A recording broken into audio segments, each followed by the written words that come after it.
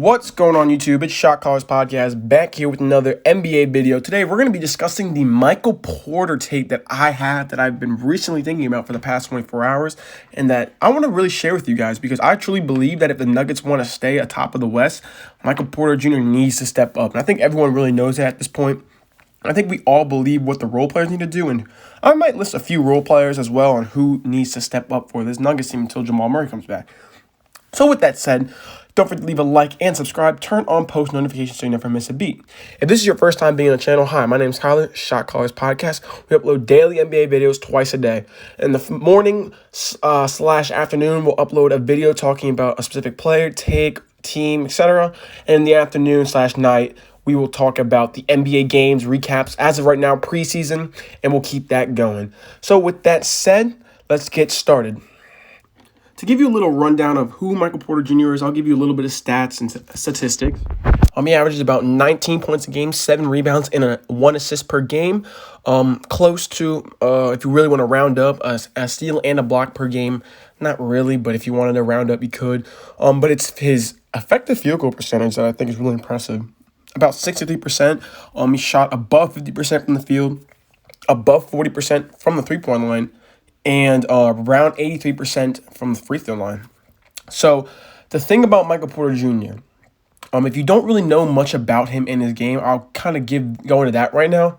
So when you watch the Denver Nuggets team, it's facilitated by Nikola Jokic. Everyone knows that the offense is ran through Nikola Jokic. They like to spread the floor out. I'll even see them go 5 out, depending on if Jokic catches at the top of the key. They like to cut a lot, pass and cut, run cutters. There's no specific offense that I want to call it, but they have a lot of movement off ball, which is really key. And I wouldn't say it's the movement off ball that's similar to the Warriors, because the Warriors will set back screens for three-pointers. And not that it isn't similar, because honestly, off-ball movement can be categorized as, one category, which is off-ball movement. Like I just said, I don't know why I just repeated myself.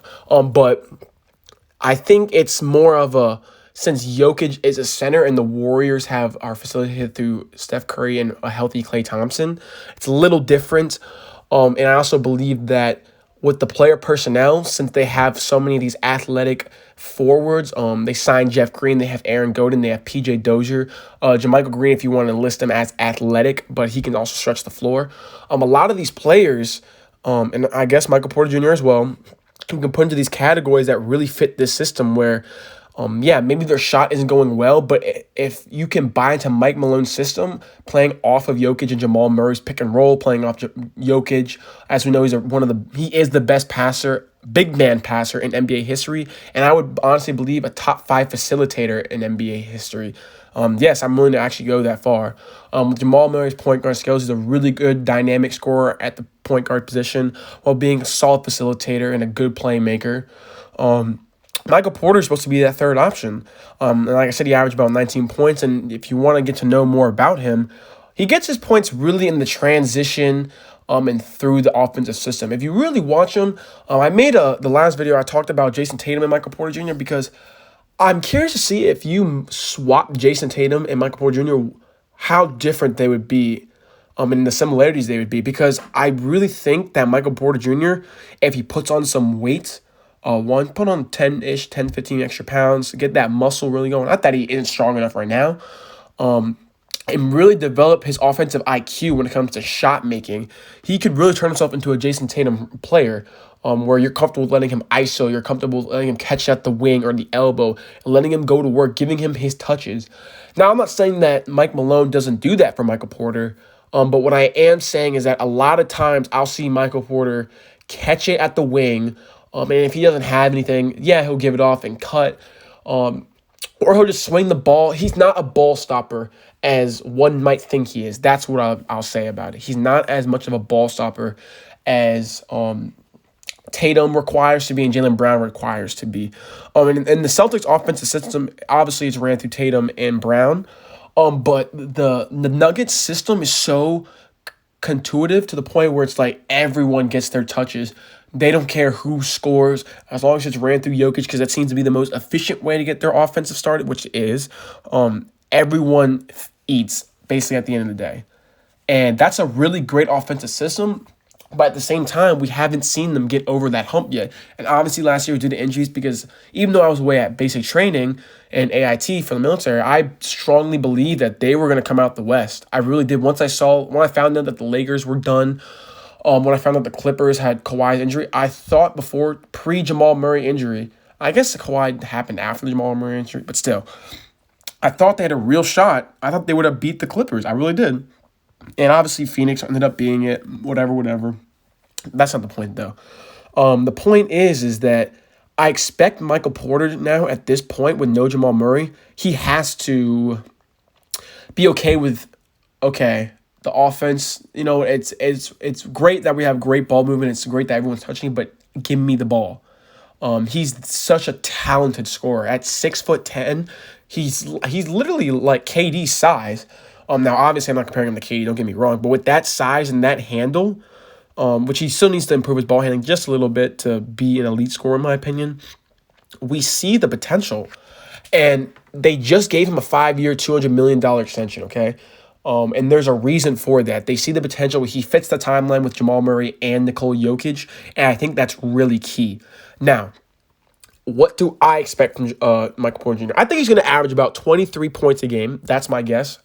I do think the efficiency might dip a little bit, but at the same time, I'm not sure if I'm actually going to buy into that. Because at the end of the day, I think Mike Malone is a smart enough I think he's like a top 5 to 6 NBA coach in the league, to be honest. I think he's smart enough to realize, like, yeah, great. My system is efficient. It's a great system. It's a great offensive system. But at the end of the day, no Jamal Murray, Michael Porter needs to get going. And I think Mike Malone's going to find ways to get him the ball. And 10 seconds left on the shot clock, 8 seconds left on the shot clock. We're not going anywhere on offense. If Jokic is not the ball, give the ball to Michael Porter Jr. I think Mike Malone's going to find ways to get Porter his touches because he's too good of a damn coach to not figure that out. Basically, is what I'm trying to say. I think his rebounds are going to go up. Maybe by 1, like 8 to 8.5 rebounds, just because they did sign Jeff Green. He'll play. Aaron Gordon re-signed.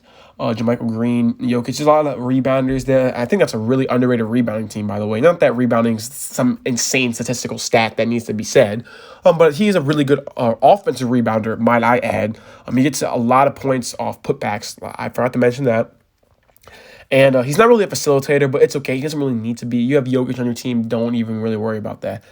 Now, for the Denver Nuggets expectations, I believe without Jamal Murray, they're a top 6 team, 100%.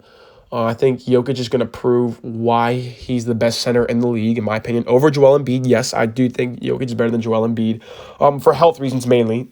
I think that's a huge concern. But we're not going to get into that. This is about Michael Porter Jr. And my expectation is that I'm looking forward to seeing what Campazzo and Marcus Morris and Austin Rivers are going to offer. Not that I think there's some supremely great backup point guards and guards overall, but from the standpoint is if they can just find steady minutes, 20 minutes from Campazzo, 16 to 18 minutes from Marcus Morris, or not Marcus Morris, Monte Morris, 15 to 14 minutes from Austin Rivers. If they can just find steady minutes here and there for those guys to fill in for Jamal Murray, I think they'll be just okay. And I know it's easier said than done just because Jamal Murray is such a great player. Basically an all-star level player. I know it's going to be difficult, but I think we're going to really see what Michael Porter Jr. can do. Another player I want to see step up, Aaron Gordon. They gave you 4 years, $90 million for a reason. It's time to step up. I think you fit really well in the system. I think your finishing ability, your athletic presence. I think it's time that we need to see Aaron Gordon turn into the defender we thought he was capable of in Orlando. And not that he didn't show flashes of that, but there was too many times, which I understand, when you're playing for the Orlando Magic, nothing to play for, honestly, really not that great of a franchise, you might not have that defensive motivation every night, and I understand that. Well, now you're playing for something. Now you're playing for a championship. I think they're a championship contender, especially when Jamal Murray comes back. Aaron Gordon needs to find it within himself to be that defensive dog. Because Jokic, we all know, is a step slow on the defensive end, regardless of if he has improved or not on the defensive end. Aaron Gordon needs to step up because Michael Porter Jr. has. He's still a bit inconsistent. I brought up Bobo yesterday as well, but more so, I wouldn't say he's as undisciplined as Bobo, but there's times where he'll just have defensive lapse. or he might just get bodied by bigger forwards, which it happens. You know what? Not everyone's perfect on defense. But Michael Porter Jr. has defensive potential as well, and I'm really curious to see how he's going to tap into that as well. So him and Aaron Gordon, I'm very curious about. And lastly, my biggest player I want to see step up, PJ Dozier. I want to see PJ Dozier turn into the Robert Covington of this team. And not from the standpoint of that impact that Robert Covington used to have maybe 2-3 years ago, maybe not so much anymore. He is a step slower because of his age. But more so, I want to see PJ Dozier turn into this 8 to 10 points a game that can get you off the bench. But he's going to give you great energy. He's going to give you great off-ball defense. He's going to give you great team defense. And I know he's young. He might not have the same voice or the same locker room presence or the same role as Robert Covington. But if he can turn into this kind of player you can throw out with the starters, and he's spacing the floor, he's knocking down shots when he's needed to, he's playing good team defense, that's what I'll be happy from. And that I don't think that's unrealistic to expect that for PJ Dozier. He's been in the league for a few years now, and he keeps taking steps up in strides. So that's what I'm curious about. I don't want to talk much about Bobo. I already mentioned him a little bit last game, but basically, don't expect much from Bobo this year again. Once again, he hasn't proven his minutes. They signed Jeff Green in free agency for a reason. Not that they didn't already have enough forwards at the position to play at. So temper your expectations for Bobo. This will be another season of him riding the bench unless an absurd amount of injuries happen. So calm down on the Bobo train. If you want me to make a separate video really diving deep into Bobo, I can sure do that. Basically, Michael Porter Jr., it's your time. 5 years, $200 million. It is your time to step up. It is your time to really show the world why they offered you that max contract, because the potential is there. The potential is there. And I'm really hoping that you can keep that efficiency up, bump your scoring up to 23 points a game, attack that offensive glass steal. Keep doing what you're doing in transition, because you and Jokic is a great fitting. And if you can keep this team afloat along with the other role players, because this team is really deep, along with the role players, I don't see why Denver can't be another championship contending team when Jamal Murray comes back.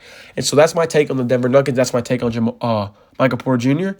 For fantasy owners, hype up Michael Porter Jr. I'm all in on the fantasy stock for fantasy basketball players. Michael Porter Jr., start that train going, all right? With that said, though, that'll conclude today's video. Let me know how your day was in the comments section. Shout out to all you guys for viewing and for liking my last video. We're going to keep this going, baby. I'm glad NBA is back. It's really giving me motivation to keep this going. All right, with that said, leave a like and subscribe. Turn on post notifications so you never miss a beat. And with that said, shot callers out.